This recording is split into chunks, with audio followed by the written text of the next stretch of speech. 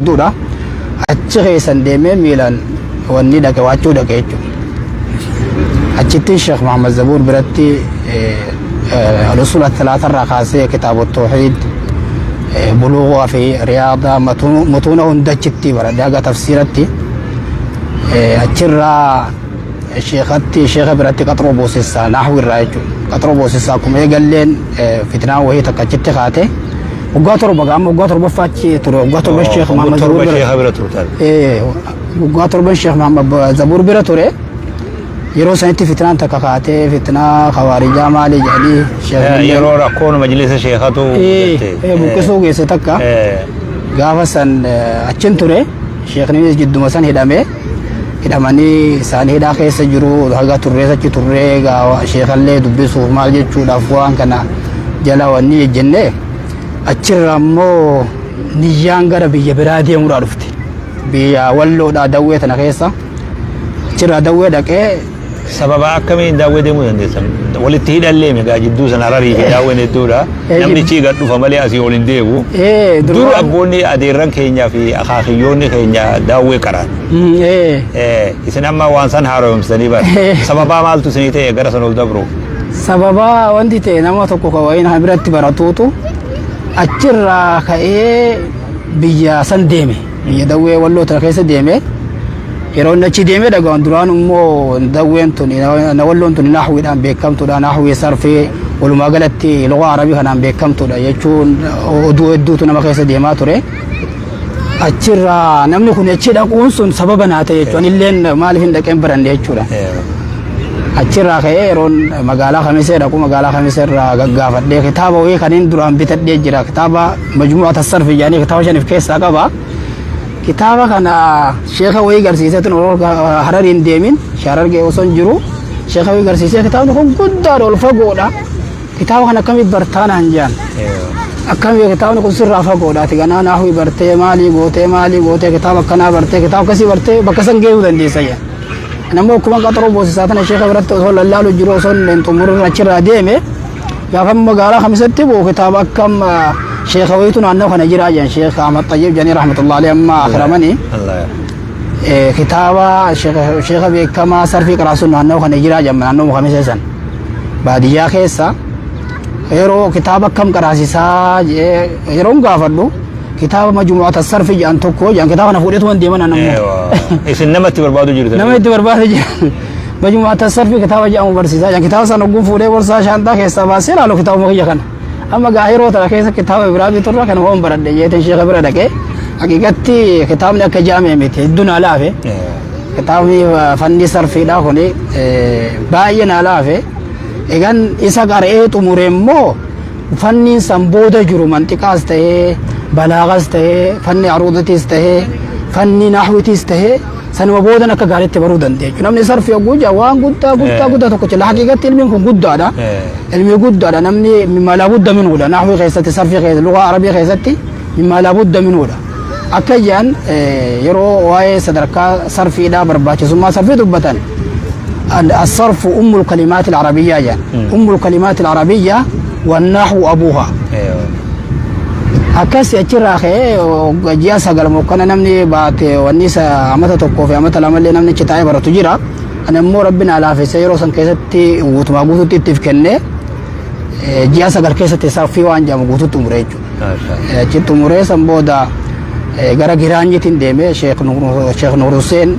رب رحمة أغروف يا رماني دوّتنا كيسج أشي دمي أشيتيس حاجة تقوى شيخ برتي نحوي ببردس نحوي رغودا تقوى برده چوني دندام الليلة شيخ نور حسين كان غير شيخ نور حسين nama beekama dha naannoo isitti nahwii disarmaan beekama achitti baradhee sambooda gara biraa afaan amaaraa kanan barajee afaan amaaraa kun gaafan finfinnee keessa dafuun na rakkise egan nahwii tokko wayyeessee sheekha biratti mantiqaas akkasumatti aruuda kitaaba adda addaa ilaalee jee gara biyya afaan oromoodhaa hedduun qabne gara harbuudhaa yaani dasee kombolchana keessa achi seene achitti mana barnoota illee seene afaan kana baruudhaaf ijoolluma wajji aga tokko achitti illee baradhee afaan illee qubee afaan amaaraa kanallee baree aga tokko achi ture sambooda gara wanni deeboote jechuudha gara Harargeetti jechuudha waggaa sadii booda jechuudha waggaa sadii guutuu achuma keessan ture biyya Walloo tana keessa ture san booda gara Harargee deebi'e. Sarfii fi naahwii fi waan gargarii achuma baratan. Achitti baradhe guddaa waa'ee lugaa wal qabatee sarfiis ta'ee naahwis ta'ee achumatti baradhe biyyuma Wallootti baradhe san booda Harargee deebi'uudhaan Sheekh Alii Caatee bira amata tokko ture achitti maas qaxroo wanniitu jira qaxroo addeellee jedhanii. Rabbi rahmataa godhu. Rabbi rahmataa godhu. Hedduu gara booda kana darasaa barsiisaa turan. Naahwii waan lugaa jedhan.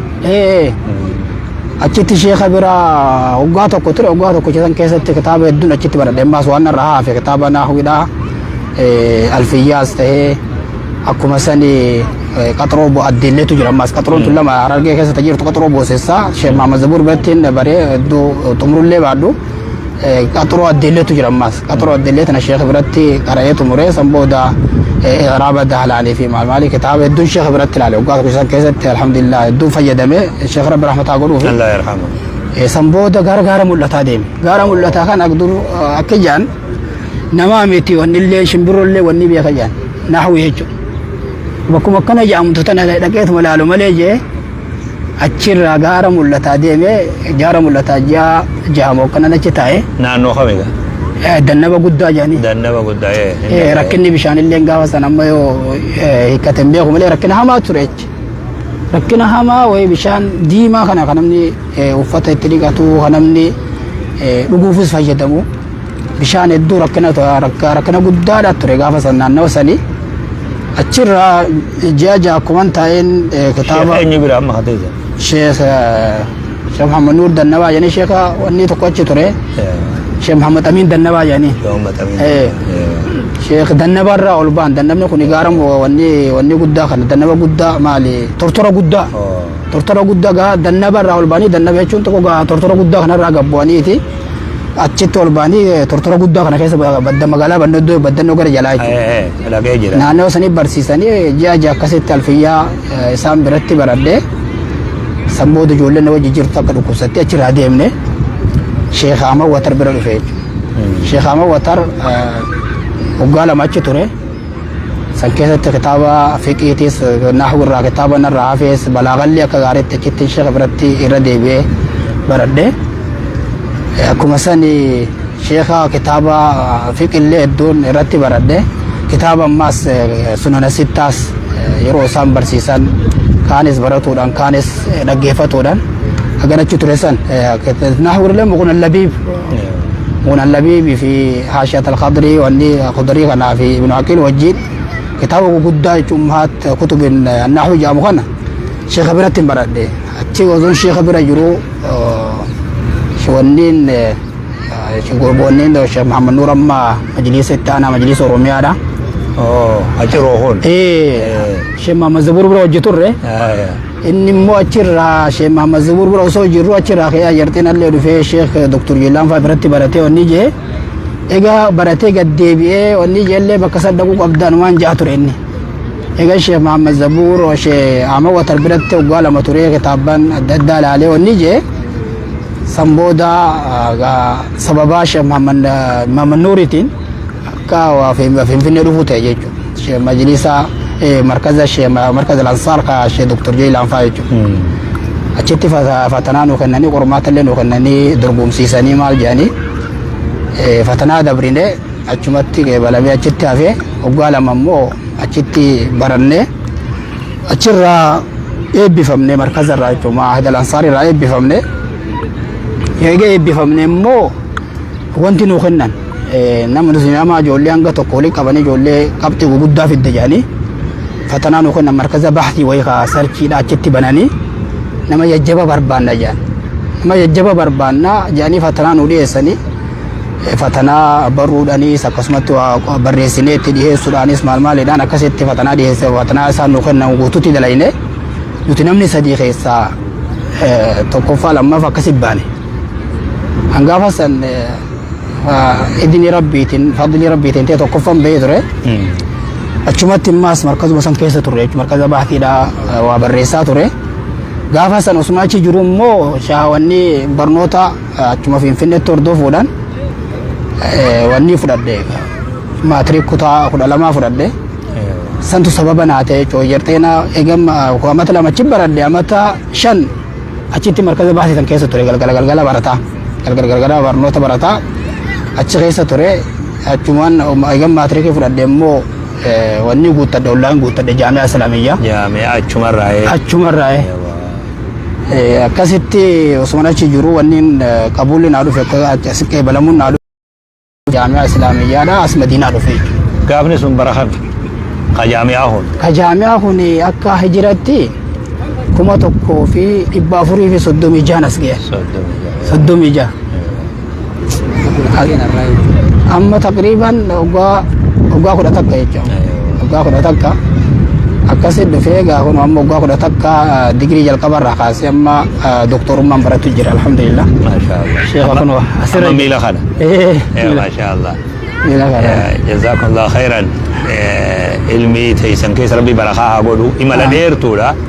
Akka gabaabsitannaaf gala. Imalti tuni imala kutaa Oromiyaa Harargee fi Daawwee fi Finfinnee fi dachii rabbii walitti hiite imala dheertuu ilmiiti. Madiinaa fi Markazul Ansaarii fi Watarillee walii hiite. Biyya hundaa'u imala dheeraadha. Hordoftoota keenya Sheekh Naasir amma gaa Doktor Naasir inshaallah doktora haqiiqatti ifaajumaan ifaajee jalarraa ilaa gubbatti ifaajameen darajaa tana gubbaa gayan imalti ilmi isaanii gabaabdutti akkana fakkaatti Sheekh Naasirii wajjiin akka wal bartan barbaanne nama akkanaa qabnallee namni beekuu qabaa. Nama warra ilmiidhaa amma biyya jiru san nuu dhaalu qabna jechuun irra hedduun nama doktora ta'uu sheekha nama tokko malee gama tokko qofa qabateeti kadeemu namni. Ilmi shari'aa jalumarraa kaasee ilaa muqarraraata kan ta'in hanga danda'utti irraa qara'ee imala san keessa imalee namni doktora ta'e namni biroo tokkoomi. Muqarraraata namni muqarraraata qara'ee kana keessa guddatilleen walitti hin dhufu. Ilmiin teessan eeguma as dhufee jarri saffare malee waa tasaffaramtumi wakafaa billaahi shahiidaa tabajaani malee waan silaa saffaramullee alhamdulillah. Nutilleen gaa abdii guddaa isinirraa qabna. Umrii isinii kennee rabbiin tamkiinallee akka gaariitti isinii kennee akka jiruu yaanne akka diinagdee yaanne akka maatii yaanne jiruu teessa rabbi isinii tolchee ilmii bareedduu itti ifaajjan tana akka hawaasa keenya fayyaddan shakkillee irraa hin qabnu abdii qabna. Kajeellaa rabbi irraa kadhanna.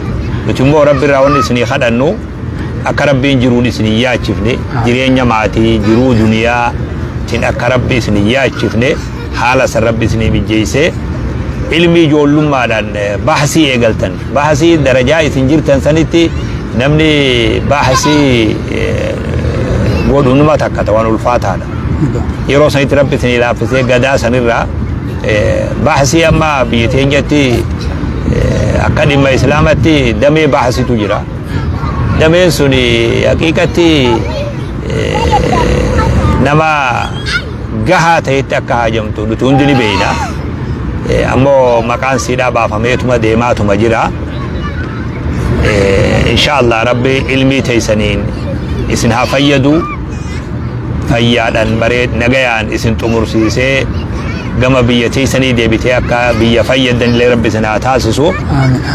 Sheekh Naasir akka qaadhimattanii fi miiqaa wal isin barsiifne ni jira jechuu namni kanaa jechuu akkuma beeytaniif malee Naasir nama oduma asii baratu biyyatti barsiisaa biyyallee fayyadaa yeroo boqonnaa qaban da'waa godhaa hawaasa ofii keessa jiraatanii.